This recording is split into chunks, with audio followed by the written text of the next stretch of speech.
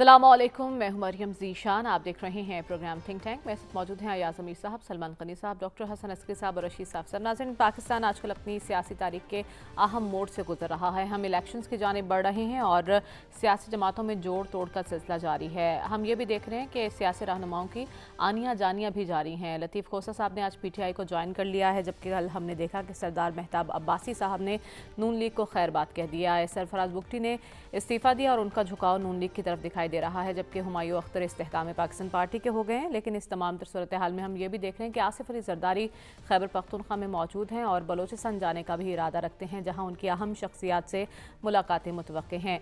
तो किसने किससे इत्तेहाद करना है, किससे इत्तेहाद नहीं करना, कहाँ सीट एडजस्टमेंट हो सकती है और कहाँ कौन इलेक्टेबल मौजूद है जो सीट जितवा सकता है, अभी इसी मरहले पर गौर व फिक्र जारी है। तो सबसे पहले तो हम इलेक्टेबल्स पर बात करेंगे, फिर सियासी इत्तेहाद पर भी बात होगी। अयाज साहब, इलेक्टेबल्स का इंतखाबी सियासत पर गलबा, ये रुझान सियासत को मजबूत बनाता है? गलबा नहीं है और ये हम इस पे गलत एम्फसिस देते हैं। सियासी जमातों का है, जो टिकट लेने जाते हैं किसकी जमातों के पास वो जाते हैं। इस्तेकाम पाकिस्तान पार्टी में सारे इलेक्टेबल्स हैं। इस्तेकाम पाकिस्तान पार्टी की शक्ल तो आप देखें, इलेक्टेबल बैठे होते हैं, चेहरे ऐसे गिरे होते हैं, मुरझाए नहीं होते, गिरे होते हैं। या तो हो ना कि इलेक्टेबल आ गया तो ठीक है जी, पर वो पार्टी का वहाँ पे हशर जो सामने नज़र आ रहा है। इम्पॉर्टेंट चीज़ है जो शुरू हो गई है। पॉलिटिकल प्रोसेस शुरू होना चाहिए और जारी रहना चाहिए, जैसा भी हो। उसमें जो है सियासत, जमहूरियत, पाकिस्तान का इस्तेकाम, पाकिस्तान का मुस्तकबिल उसमें मुज़मिर है। इसको आप ब्रेक ना लगाएं और अपने आप जो है चीज़ आगे चलती रहती है।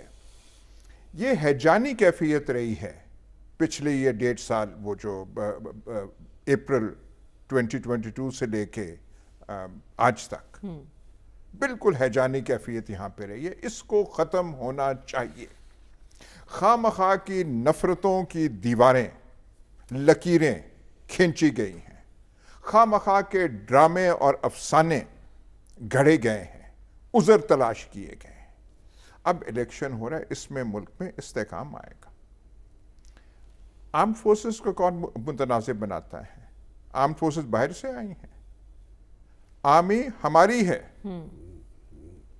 आर्मी जो है चकवाल से ज़्यादा किसकी होगी, जेलम से ज़्यादा किसकी होगी, अटक से ज़्यादा किसकी होगी, फ्रंटियर के जो इज़ला है उससे ज़्यादा किसकी होगी? द आर्मी और अवाम, उनकी यूनिटी जो है, पाकिस्तान की सालमियत और मुस्तकबिल की जामन वो है, दैट यूनिटी। ठीक। Army and the people. अवाम को रिप्रेजेंट कौन करता है, वो इस इंतखाब में जाहिर हो जाएगा। Who represents the people? ये नहीं कि आप ऊपर से डाल दें। बैलेट बॉक्स, अवाम को जब मौका मिलेगा कि अपनी वो पर्ची देंगे, वो जो नताइज आएंगे उसमें से the armed forces always remain। ठीक है। सियासी पार्टीज आती जाती हैं, पर इनका जो ये खामखा की लकीरें हमने वो घड़ी हैं, खामखा का हमने कंट्रोवर्सीज यहाँ पैदा करने की कोशिश की है। हमने जो अच्छे सेक्रेड मुकद्दस नाम है उनको उज़र बना के पता नहीं अपनी अपनी कहानियां जो है तराशी हैं। पीपल को डिसाइड कर देते। The army is there, people जो है ये आपस में होगा। इसी से मैशत के भी फैसले हो सकेंगे। मजबूत फैसले आप कैसे ले सकते हैं? मुल्क में इंतशार हो, मुल्क में कंट्रोवर्सीज हो, तो कोई इस्तेकाम आ सकता है, कोई गवर्नमेंट ठहर सकती है, बिल्कुल। कोई आप स्ट्रॉन्ग इकोनॉमिक मेजर्स ले सकते हैं। आप कहते हैं जी कि फलाने सेक्टर्स पे टैक्सेशन होनी चाहिए, और वहां तो बाजारों में कोई जा नहीं सकता, क्योंकि इंतशार हुक्मरानी का इंतशार है, वो हमें खा गया है। इससे निकलना चाहिए हमें। ठीक है। और ये खामखा के, और ये जो है कहानियां, अब मैं तो वो डरता हूं कि अब वो फिर रिकॉर्ड चलने लगे। 2018 में ये हुआ था, फलाना ये हुआ, तो मैं कोई लेकिन आपने बड़ी अब अच्छी फिर बात आप की, चले जाएं हुक्मरानी का वो इंतशार करें, दिखाई दे रहा है। उससे एक निकले मजबूत हुकूमत की जरूरत मुस्तकबिल है और जो है उसके लिए इसका। हमें इलेक्शंस की जानिब ऐसे ही बढ़ते रहना चाहिए। लेकिन अयाज साहब कह रहे हैं कि इलेक्टेबल्स का गलबा नहीं है, पार्टीज ने ही डिसाइड करना होता है। आपको भी ऐसा लगता है? लेकिन हम ये देख रहे हैं कि सियासी कारकुनों की तो कोई इतनी वैल्यू नहीं होती, उन्हें बार बार बुलाया जाता है फिर भेजा जाता है। आपकी नज़र में क्या है? पहली बात तो ये कि 2018 को हम सियासी तारीख से निकाल दें। मतलब किसी का अगर ये ख्याल है कि 2018 को निकाल दें, कि माजी का जिक्र करें, 2018 क्या था? अभी मेरा ख्याल बहुत अच्छा उन्होंने तज्जिया किया ये बात कि सियासी सोच और अप्रोच, सियासी तरीक़ेकार तो चलती हुकूमतों को गैर मुस्तहकम कौन करता है, उनको गिराने में आलाकार और सहूलतकार कौन बनता है, तो वो तो फिर पाकिस्तान के सियासतदान है ना, कि हमें एनालिसिस तो दुरुस्त करना चाहिए कि ये तो एक आइडियल सूरत हाल बताई जा रही है। पाकिस्तान एक जमहूरी स्ट्रगल के नतीजे में बना, और जब जमहूरियत कमज़ोर हुई, जब जमहूरी फ़ैसला तस्लीम करने से इनकार किया तो मुल्क टूट गया। ये कौन होते हैं कि जो अक़लियत को अक्सरियत पे और अक्सरियत को अक़लियत पे मुसल्लत कर दिया जाता है? सहूलतकार सियासतदान बनता है। और अगर सियासतदान की सोच और अप्रोच दुरुस्त हो और वो आगे की तरफ देखने की सलाहियत रखता हो, उसको इश्यूज़ का इदराक हो, वो मुखालफ की सियासी क़ुव्वत को तस्लीम करे, मुखालफ की आरा का एहतराम करे, तो ये सारा क्राइसिस ही पैदा नहीं होगा। अब जहाँ तक ये बात की गई है कि पॉलिटिकल पार्टीज़, देखें इलेक्टेबल्स की ज़रूरत क्यों महसूस होती है पॉलिटिकल पार्टीज़ को? अगर पाकिस्तान के अंदर पॉलिटिकल पार्टीज़ वाक़ईतन ही मजबूत हों तो फिर इलेक्टेबल्स को तो तरजीह नहीं होना चाहिए। मैं समझता हूँ पाकिस्तान की सियासत ही कमज़ोर इसलिए हुई है कि पाकिस्तान की सियासत का इन्हिसार सियासी कारकुनों की बजाय वो इलेक्टेबल्स पे है। इलेक्टेबल्स कौन है? वो जो बरादरियों के हामिल हैं, वो जो तुमनदार हैं, वो जो ज़िम्मेदार है, वो जो वडेरा है, वो जो असर रसूख का अमल है, माली हैसियत और अहमियत के लोग हैं।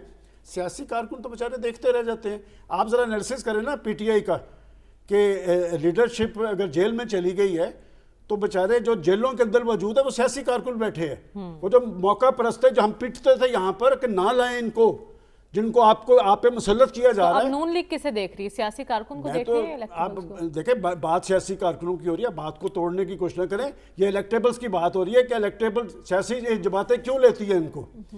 इसलिए लेती हैं कि वो अंदर से कमज़ोर होती हैं। अंदर से अगर कमज़ोर ना हो तो फिर सियासी लोगों को अकोमोडेट किया जाए। मैं आपको मिसाल देता हूँ 70 के इलेक्शन की। हम बड़े छोटे से थे, हमारे ज़िले में बड़े बड़े सियासतदान थे। वहाँ से जो 3-4 लोग, हाजी सादक रबेरा, राय मियाँ खान खल, मोहतरम मोहम्मद जार खान लिशारी, जिनको उस वक्त कोई नहीं जानता था, वो इलेक्शन जीत गए। जब पार्टी स्ट्रॉन्ग होंगी, जब आप अवाम की तायद और हमायत पर एतमाद करेंगे, जब आप चोर दरवाजे इस्तेमाल नहीं करेंगे, जब आप इधर उधर नहीं देखेंगे, जब आप पे अपनी माली और सियासी असर रसूख को बरूएकार लाते हुए पॉलिटिकल पार्टीज़ की तरफ मतवज्जो होंगे। मैं समझता हूँ कि आप सियासी जमातों को मजबूत बना दें, सियासी जमातें अपने मंशूर पे, प्रोग्राम पर कारबंद हो जाए। आज पाकिस्तान के अंदर कोई नेशनल पार्टी मौजूद नहीं है। कोई एक सूबे के अंदर एक पार्टी की बात हो रही है, दूसरे सूबे के अंदर दूसरी पार्टी की बात हो रही है, पंजाब में तीसरी पार्टी की बात हो रही है।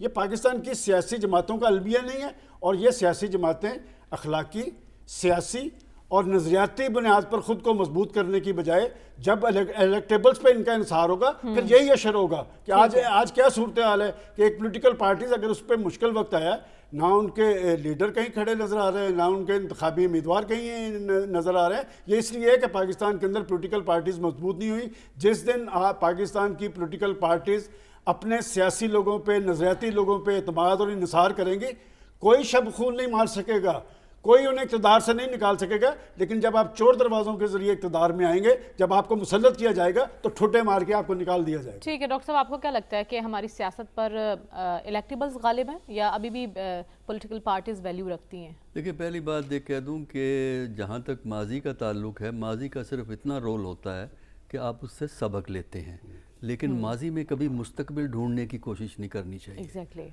फिर आपको मुस्तकबिल नहीं मिलेगा, आप खो जाएंगे माजी के अंदर। जहाँ तक इलेक्टेबल का ताल्लुक है, देखिए इलेक्टेबल जीतते भी हैं, हारते भी हैं। और फिर एक और चीज़ देखिए कि एक पॉलिटिक्स इलेक्टेबल में भी होती है।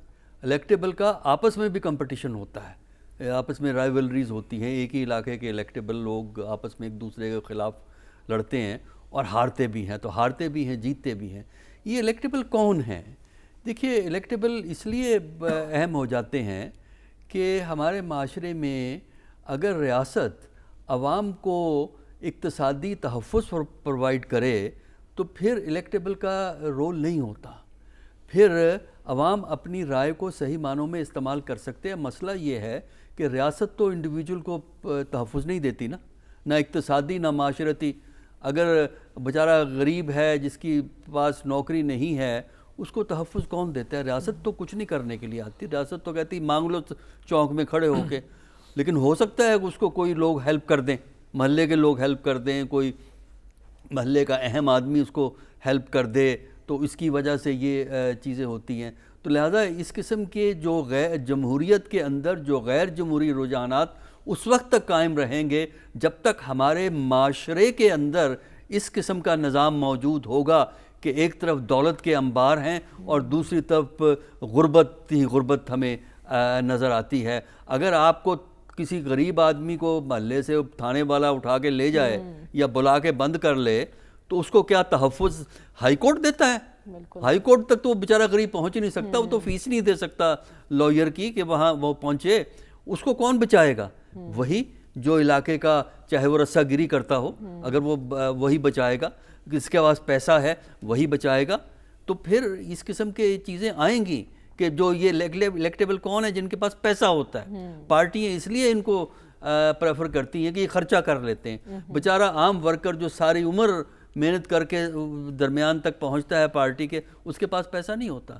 جو یہ یا تو پارٹیاں ان کو سپانسر کریں، یہ جو لیتی ہیں نا فیس کہ جی اگر آپ نے ٹکٹ کے لیے اپلائی کرنا ہے تو اتنا پیسہ دیں، یہ پیسہ ان کو استعمال کرنا چاہیے کینڈیڈیٹس کو سپورٹ کرنے کے لیے، تب ہی آپ کے ہاں لوور طبقے کے مڈل کلاس کے لوگ آئیں گے۔ ورنہ آپ ڈھونڈتے ہیں کہ کون کتنا پیسہ آپ کے پاس ہے، خرچہ کر لو گے، یہ بھی دیکھا جاتا ہے ٹکٹ دینے سے پہلے، انٹرویو ہوتے ہیں اس میں یہ پوچھا جاتا ہے ہاں کہ بھئی پیسہ ہے کوئی کہاں سے آیا ہے؟ تو ظاہر ہے جو پیسہ خرچ کرے گا الیکشن پہ وہ بعد میں اس پیسے کو ریکور کرے گا، وہ ریکور اس لیے کرے گا کہ اس نے اگلا الیکشن لڑنا ہے۔ تو ہمیں یہ دینا چاہیے جو معاشرے میں انجسٹس ہے، انیکویلٹی ہے، جو غربت اور افلاس ہے اور دولت کا اتنا تفاوت ہے، جب تک آپ اس کو ایڈریس نہیں کریں گے یا اگر جمہوریت اس کو ایڈریس نہیں کرے گی تو جمہوریت غلام رہتی ہے اداروں کی، جمہوریت غلام رہتی ہے امراء کی، اعلیٰ طبقے کی۔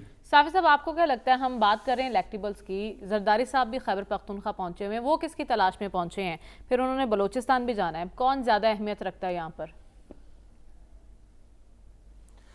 دیکھیں جہاں تک الیکٹیبلز اور موریثی سیاست کا تعلق ہے تو اس میں سیاسی جماعتوں کو بھی ہم الزام دے سکتے ہیں، لیکن اس میں سب سے زیادہ قصور جو ہے وہ ہم عوام کا ہے۔ ہم عوام جو ہے وہ شاہ پرست ہے اور ہم یہ سمجھتے ہیں، یہ ہماری جو ہے ایک مجموعی معاشرتی سائیکی بن چکی ہے کہ سیاست پہ چند جماعتوں اور ان جماعتوں کے اندر چند خاندانوں ہی کا حق ہے۔ یہ موریثی سیاست کو پروان چڑھانے والے ہم عوام ہے۔ اگر ہم عوام اس سے انکار کر دیں تو شاید یہ موریثی سیاست اور الیکٹیبل کی سیاست خود بخود دفن ہو جائے گی، لیکن وہ منزل پاکستان میں ابھی بہت دور ہے۔ مثال کے طور پر اگر مسلم لیگ نون سے آپ نواز شریف کی ذات کو منہا کرے، ان کو علیحدہ کرے، تو مسلم لیگ کے کتنے ٹکڑے ہو جائیں گے یہ سلمان غنی صاحب آپ کو بہتر بتا سکتے ہیں، اور ان کے بغیر مسلم لیگ نون کی کیا حالت ہوگی۔ اسی طرح ہم دیکھتے ہیں کہ جب نواز شریف صاحب کا خاندان موجود رہتا ہے تو ان کے مقابلے میں دیکھیں شاہد حقان عباسی جیسے لوگ اور چودھری نثار جیسے لوگ بھی اگر کڑے ہو جائے اپنے حلقوں کے باہر تو مریم نواز کے برابر وہ عشر عشیر اس کے برابر جلسہ یہ لوگ بھی نہیں کر سکتے۔ اتنے بڑے بڑے نام وزیر داخلہ چودھری نثار صاحب رہ چکے ہیں، پاکستانی سیاست کے محور رہ چکے ہیں، شاہد حقان عباسی صاحب پاکستان کے وزیر اعظم رہ چکے ہیں، لیکن عوام نے ان کی طرف نہیں جانا، عوام نے پھر بھی مریم نواز ہی کی طرف جانا ہے۔ پیپلز پارٹی کا بھی یہی حالت ہے، ان کا پیپلز پارٹی کی پوری سیاست بھٹو خاندان کے ارد گرد گھومتی ہے۔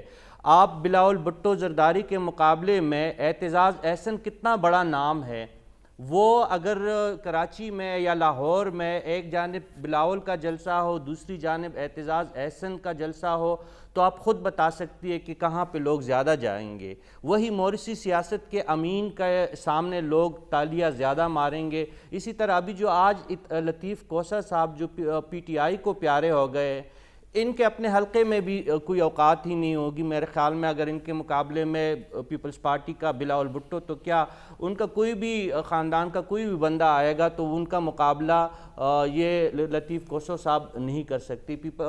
جے یو آئی کا یہی حالت ہے، مولانا کے بغیر کوئی ان کا مقابلہ نہیں ہے. اے این پی کی یہی حالت ہے. یعنی قومی سیاست سے لے کر مذہبی جماعتوں تک اور قوم پرست جماعتوں تک سب کی یہی حالت ہے. اور اس کی ذمہ دار جو ہے سیاسی جماعتوں کے ساتھ ساتھ ہم ہے، کیونکہ ہم اپنے درمیان میں سے کسی کو بڑا نہیں مانتے. اگر ہمارے درمیان کوئی جرت کر کے عام بندہ سیاسی دائرے میں شامل ہونے کی کوشش کرتا بھی ہے تو ہم اسے تسلیم نہیں کرتے، کیونکہ ہمارے ہاں سیاسی اور جمہوری رویے ہے ہی نہیں. اور اس کی بنیادی وجہ میری نظر میں یہ ہے، اور اس کا رستہ اس طریقے سے روکا جا سکتا ہے کہ طلبہ سیاست پہ جو پابندی جنرل ضیاء الحق نے تو اور بھی بہت زیادہ پاکستان میں اندھیرے پہ لائے تھے، لیکن تعلیمی اداروں سے 1984 پہ جب انہوں نے طلبہ سیاست اور طلبہ یونین پہ جو پابندی لگائی، اس کے بعد جو ہے ہمارے ہاں سیاسی جو سوچ ہے اور نئی سیاسی رہنما وہ پیدا ہونے کا سلسلہ رک گیا ہے، اور ہم صرف موریسی سیاست ہی کی طرف رجوع کرنے پہ مجبور ہے. طلبہ سیاست کی مثال شیخ رشید جیسے لوگ ہیں. طلبہ سیاست کی ایک مثال جو ہے معراج محمد خان جیسے شاندار مقرر اور شاندار سیاستدان رہے ہیں. جب تک آپ طلبہ کی سطح پہ، نوجوانوں کی سطح پہ سیاسی رویوں کو فروغ نہیں دیں گے، آپ کو برداشت کرنا پڑے گا انہی گھسے پٹے لوگوں کو، انہی الیکٹیبلز کا. اور یہی حالت الیکٹیبلز کا بھی ہے کہ اپنے حلقوں میں وہ سب بڑے ہیں اور ان کے پاس ہی لوگ جاتے ہیں. ان سے بڑا جو مقامی لوگ عوام ہوتے ہیں حلقے کے، ان سے دوسرے کو بڑا ماننے کے لیے وہ تیار ہی نہیں ہے. آپ کہہ رہے ہیں یعنی شخصیات کی اہمیت ہے، یہاں پارٹی ٹیگ کی اتنی زیادہ اہمیت نہیں ہے. لیکن ہمیں انتخابی اتحاد پر بھی بات کرنی ہے. ایاز صاحب، جیسے زرداری صاحب نے کہہ دیا کہ وہ پی ٹی آئی سے اتحاد نہیں ہوگا. نون لیگ اگر پنجاب میں دیکھا جائے تو ایک طرف کاف لیگ سے بھی ملاقاتیں کر رہی ہے، جے یو آئی سے بھی ہو رہی ہے، استحکام پاکستان پارٹی سے بھی ہو رہی ہیں ان کی ملاقاتیں. آپ نے پہلے موضوع کی بنا پہ اتنی کنفیوژن پھیلا دی ہے، اس میں تھوڑی سی کلیئرٹی کی ضرورت ہے، اور وہ یہ والا سبجیکٹ بھی کور کر دے گا. یہ جو آپ اتحاد کی بات کر رہی ہیں، یہ کون سے ماضی کے دریچوں میں ہم گھوم رہے ہیں. 1970 میں پنجاب میں جو پیپلز پارٹی کے کینڈیڈیٹس تھے، وہ جیسے یہاں پہ الیکٹیبلز کی ڈیفینیشن دی جا رہی ہے، وہ ایسے نہیں تھے. ووٹ پیپلز پارٹی کا تھا، اور بڑے بڑے جنہیں آپ الیکٹیبلز کہہ رہے ہیں، اور برج دوسرے طرف تھے.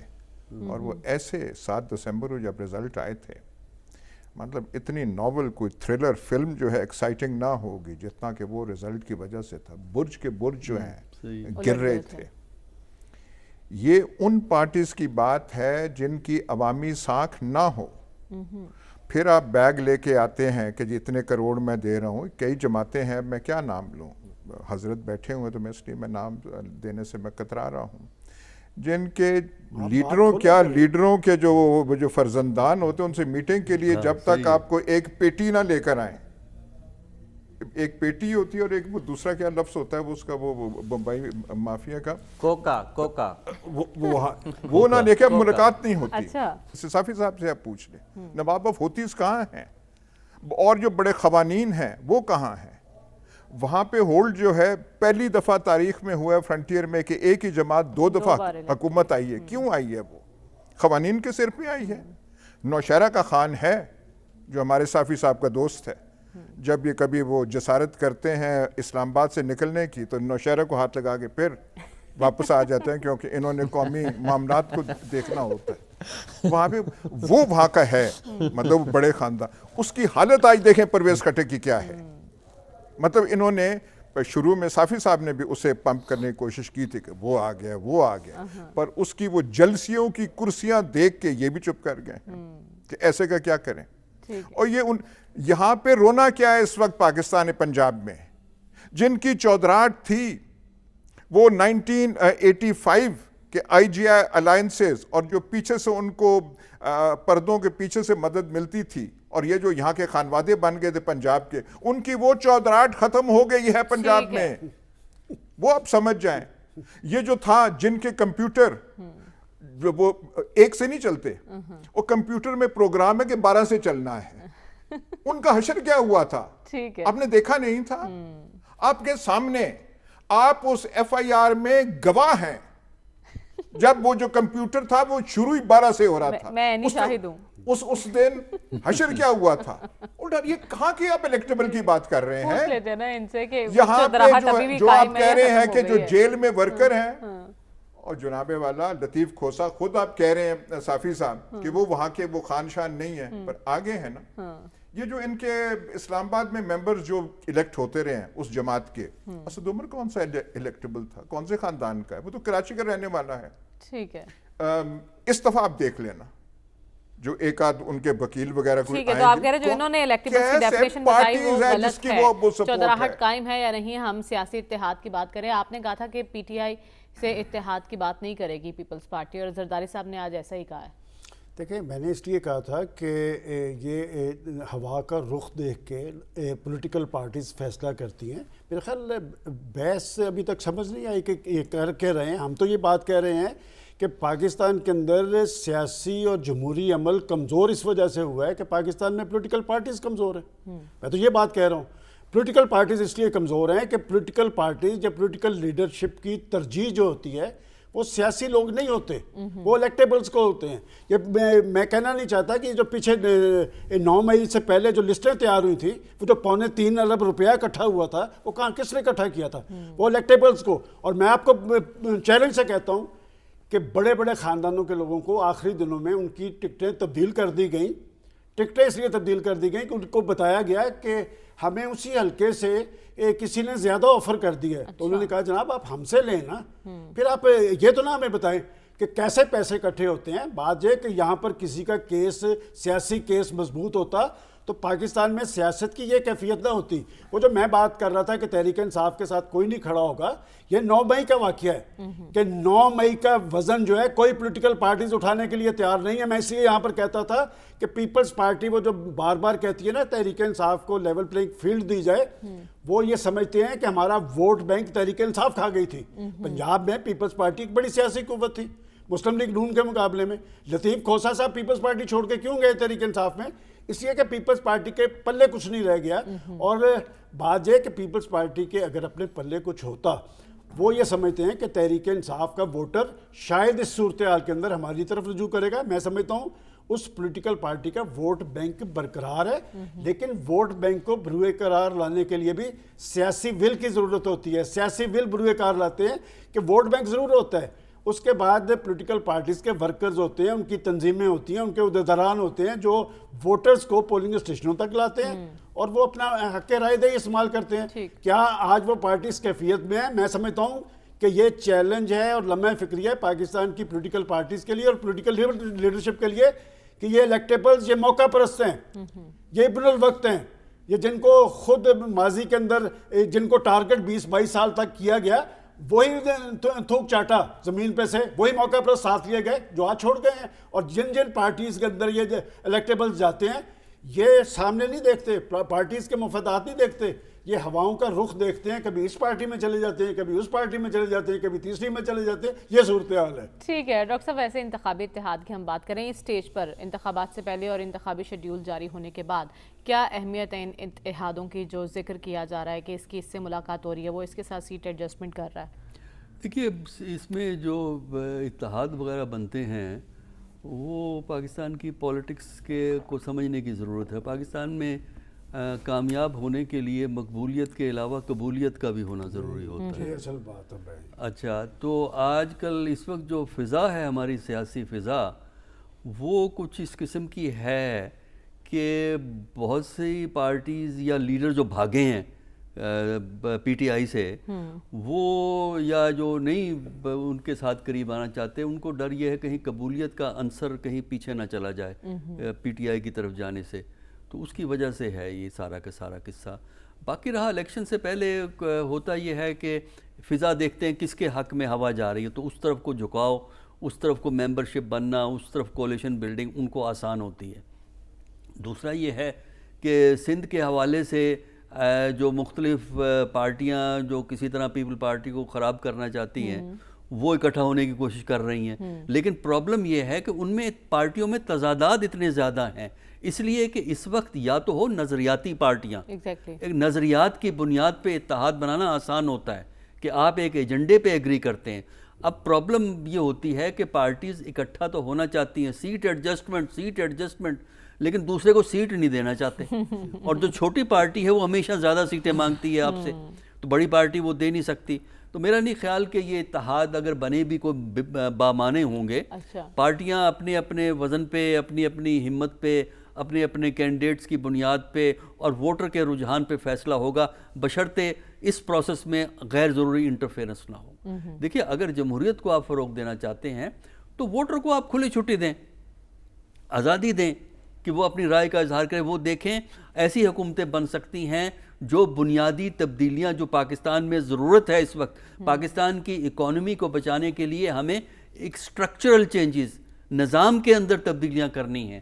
اگر نظام میں تبدیلیاں کرنی ہیں تو ہمارے ہاں حکمران ایسے ہونے چاہیے جو کہ اپنے پاؤں پہ کھڑے ہوں اور عوام کی سپورٹ ان کے ساتھ ہو. اگر عوام کی سپورٹ ہے تبھی ہو سکے گا, لیکن اگر آپ میجورٹی کو مینوفیکچر کریں گے یا لیڈرشپ کو مینوفیکچر کریں گے تو پھر وہ لیڈرشپ حکومت تو چلا سکتی ہے, حکومت تو چلتی رہتی ہے, ہر ملک میں حکومت چلتی ہے. افریقہ کے کتنے ملک ہیں جس میں جو بری حالت ہے حکومتیں چل رہی ہیں, لیکن نظام کی بہتری نہیں ہے, عوام کی بہتری نہیں ہے.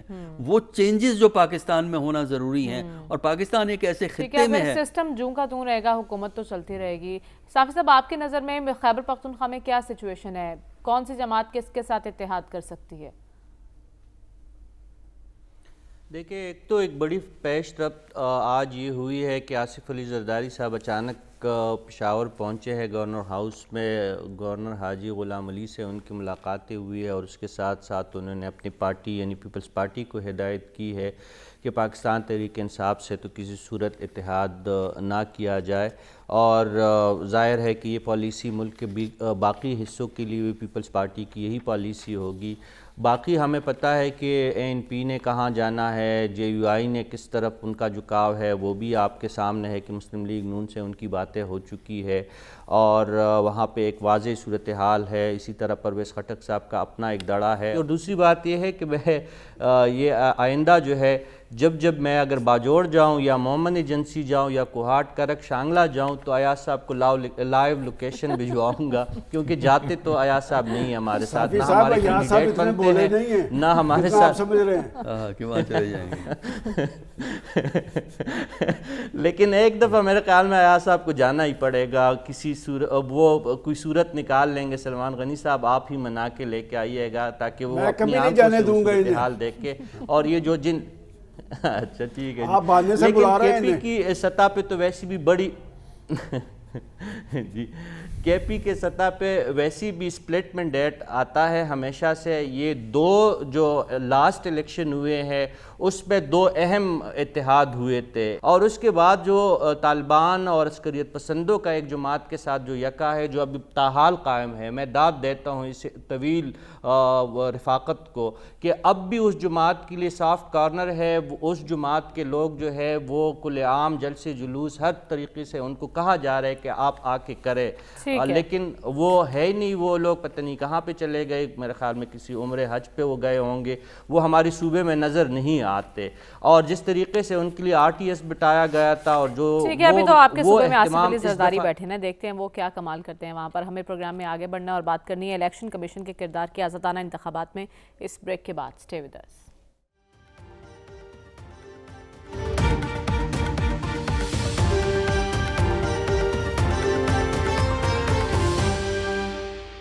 ویلکم بیک ناظرین. الیکشن کمیشن نے انتخابات کے حوالے سے تیاریاں شروع کر دی ہیں, اور اس سلسلے میں ہم دیکھ رہے ہیں کہ ایک درخواست بھی آئی ایاز صاحب उन्होंने कहा अहद चीमा और फवाद हसन फवाद जो हैं माजी की हुकूमत का हिस्सा रहे हैं और ये आइंदा इलेक्शन पर असरअंदाज हो सकते हैं। इस दरख्वास्त के बाद इलेक्शन कमीशन ने निगरान वज़ीर-ए-आज़म को नोटिस भी जारी कर दिया। तो आप इलेक्शन कमीशन के किरदार को किस तरह से देख रहे हैं आज़ादाना इंतखाबात ये की जो दो नाम आपने लिए हैं, ये जो नून लीग के हैं, ये तो वो ज़ाती ब्यूरोक्रेट हैं, सारे पाकिस्तान को पता है। फवाद हसन फवाद, अहद चीमा, ये तो उनका पता नहीं कब से उनके साथ है। और हैरानगी की बात है कि काबीना में ये शामिल थे, अहद चीमा शामिल था, फवाद हसन फवाद था। भाई फवाद हसन फवाद को कहते हैं बड़ा कॉम्पिटेंट है, कॉम्पिटेंट होगा, उसे टिकट देना, इलेक्शन लड़ाएं। अहद चीमा को इलेक्शन आप लड़ाएं। तो जो नोटिस जो गई है दरखास्त बिल्कुल दुरुस्त गई है। ये तो अच्छा, एक और बात छोड़ दें, इस वक्त निगरान हुकूमत है पंजाब के तमाम इजला में, और मैं ऊपर से बात नहीं कर रहा, इंतजामिया को इंस्ट्रक्शंस हैं कि जो नून लीग के लोग हैं हलकों में, उनकी बात सुननी है। ये मैं ऊपर से नहीं आपको कह रहा, ऊपर से मुराद ऊपर से ही है, मुझे हवा से मैं नहीं आप कह रहा। ये इंस्ट्रक्शंस हैं कि इनका फोन आए तो इनके काम करने हैं। सेक्रेटेरिएट में, ये पंजाब सेक्रेटेरिएट है, अफसरान वो उनकी तैनाती हुई है, मतलब उनको वो पिन पॉइंट किए गए हैं, इन हलकों के इन डिविजन्स के आप काम करेंगे। काम जो होता है वो उनको फोन जाता है। इसके बाद पीपल्स पार्टी भी दुरुस्त इल्जामात लगा रही है तो कि ये बिल्कुल है, ये नून लीग के लिए बिल्कुल यहाँ पे है। इनको सिर्फ निकालें, इनके और भी अफसरान आप वहां पे भर्ती कर लें जो इनको करें, इलेक्शन सिर्फ कराएं। और इलेक्शन कमीशन के जो चेयरमैन हैं, आज से लेकर इलेक्शन तक पाकिस्तान में सबसे अहम पोस्ट, सबसे अहम शख्सियत चीफ इलेक्शन कमिश्नर है। अनवर काकड़ नहीं है। ये जो पुतले हैं जो निगरान काबीना में है वो नहीं है। फवाद हसन फवाद नहीं है। फवाद हसन फवाद डायरेक्टली क्या कर सकता है? Through the election commission. Sikandar Sultan Raja को मौका है तारीख में अपना नाम रकम करने के लिए। He is the most important person आज से लेकर 8 फरवरी तक पाकिस्तान में, और सब जो है सेकेंडरी हैसियत इख्तियार कर गए। ये तो इनके, मैं अब चमचे का लफ्ज इस्तेमाल नहीं करना चाहता, ठीक है, आपका वो जो प्रोग्राम है उसमें ऐसा लफ्ज इस्तेमाल नहीं, पर ये जो लोग जिनका नाम नहीं, ये तो वो हैं इनके देरीना, पेरिनियल, परमानेंट। वो जो हांडी में जो आप करते हैं, जैसे हांडी आप वो करते हैं, वो तो ये है। और ये काबीना के मिनिस्टर बने हुए। हैरान कुन बात है भाई। ने सरफराज बुगटी साहब इंटीरियर मिनिस्टर थे, सीधा कहाँ गए? नून लीग। भाई जाए नून लीग में, इलेक्शन लड़ें।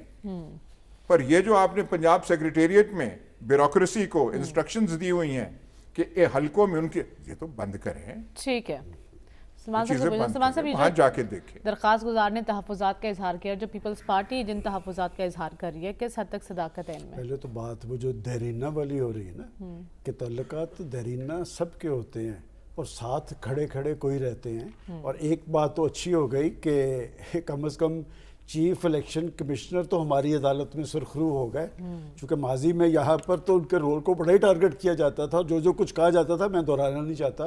देखिए बात ये कि ये बात दुरुस्त है कि इलेक्शन कमीशन की साख का भी इन्हिसार है इंतखाबात में, और कोई शख्स ये नहीं चाहता कि उसका अदारा जिसका वो सरबराह हो, उसके तहत होने वाले इंतखाबात जो हैं वो पाकिस्तान में कंट्रोवर्शल हों। वैसे तो पाकिस्तान की सियासी तारीख़ ये बताती है कि हारने वाला हार तस्लीम नहीं करता, जीतने वाला मसलद इक़्तिदार पे पहुंचने के बाद उसे इस बात से कोई गरज नहीं होती कि अपोजिशन क्या करे। और अब भी ये जो नज़र आ रहा है, ये तो कहा गया कि जी एडमिनिस्ट्रेशन को कहा गया या फवाद हसन फवाद या अहद चीमा। पहली बात तो ये है कि फवाद हसन फवाद और अहद चीमा उनके मोतरफ उनके मुखालफिन भी हैं, कोर्ट्स के अंदर रहे, केसेस हुए हैं, जेलें भुगती हैं, कोर्ट से बरी हुए हैं। उन पे जो इल्ज़ामात लगाए थे, हाँ उन्हें भुगतना ज़रूर पड़ा है कि अगर ये तासर था कि वो मुस्लिम लीग नून के साथ है तो उन्होंने भुगता है, और फिर बिलाखिर वो अपनी अदालतों के जरिए सरफू होके आए हैं। तो काबीना में इनकी शमूलियत क्या जाहिर करती है? कैबिनेट में जो पाकिस्तान पीपल्स पार्टी ने प्राइम मिनिस्टर का नाम दिया था, आपको पता है किसका नाम था? वो आज वजीर खारजा है। अच्छा। ठीक है, تو یہ جو نگرانوں میں ہوتے ہیں نا، نگرانوں کی اپنی اپنی افیلیشن ہوتی ہے، لوگوں کو پتہ ہوتا ہے کہ ان کا جھکاؤ کس طرف ہے، اور پولیٹیکل پارٹیز ان کے نام دیتی ہیں. آپ کو نہیں پتا کہ کیئر ٹیکر چیف منسٹر اور کیئر ٹیکر پرائم منسٹر کیسے بنتے ہیں؟ تو بات یہ کہ انتخابات کی ساکھ ہو کے رونے والی ضرورت نہیں ہے. دیکھیں فیصلہ کرنا ہے عوام نے، اور کم از کم ایک بات ضرور ہے کہ اب الیکشن کمیشن جس طرح کے اقدامات اور یہ انہوں نے ہدایات جاری کی ہے کہ جن لوگوں کے کاغذات داخل ہوں گے یا وہ جو کریں گے وہ قبول ہوں گے. اچھا 20 سے اور 22 بات میں اس لیے کہہ رہا ہوں کہ کوئی پارٹی اس وقت کسی کو غیر قانونی قرار نہیں دیا گیا. پارٹیز کے لوگ جائیں گے، اپنے کاغذات دیں گے، الیکشن لڑیں. دیکھیں مشکل صورتحال کے اندر مسلم لیگ نون نے الیکشن نہیں لڑا، ان کی لیڈرشپ جیل کے اندر نہیں تھی، ان پہ مقدمات نہیں تھے. تو اس وقت کے جو کیئر ٹیکر تھے وہ کیا کر رہے تھے؟ جب دھاندلی کی تاریخ رقم ہو رہی تھی تو کیئر ٹیکر سوئے پڑے تھے سارے، اس لیے کہ انہیں مسلط کیا گیا تھا. کس کو نہیں پتا اس بات میں؟ جب پاکستان کی سیاسی تاریخ لکھی جائے گی، اب کوئی شبہ رہ گیا؟ 2017 کے اندر جو سازش ہوئی ہے وہ کھل گئی سارے کردار، اور 2018 میں جس طرح ایک حکومت کو مسلط کی گئی ہے اس کے کوئی 2 آراء موجود ہے کہ کون صاحب کہتے تھے کہ جی پاکستان کے اندر سیاسی تبدیلی لے کے آئیں گے. جنرل باجوہ صاحب پاکستان میں جمہوریت کے سب سے بڑے لمبردار ہیں، انہوں نے کہا کہ جی ماضی کے میں جنرلوں کی بات نہیں کرتا، یہ سب سے بڑے جمہوریت کے خیر خواہ. اور پھر جو کچھ انہوں نے کیا ہے وہ سب کچھ کھل کے سامنے آ گیا ہے. میں سمجھتا ہوں کہ نگرانوں کو صرف نگران ہی رہنا چاہیے، ان کی ساکھ کا بھی انحصار ہے، اور چیف الیکشن کمشنر یا الیکشن کمیشن اپنے اقدامات کرتا نظر آ رہا ہے. انہوں نے الیکشن صاف کروانے ہیں، الیکشنوں پہ جو اثر انداز ہوتا ہے اب 2018 نہیں ہوگا. اچھا تو پھر دیکھتے ہیں نا کہ الیکشن کمیشن کا کردار اب کیا ہوتا ہے، کیونکہ پیپلز پارٹی بھی الزامات کی بوچھاڑ کر رہی ہے. ڈاکٹر صاحب سے جانوں گی اس بریک کے بعد. Stay with us.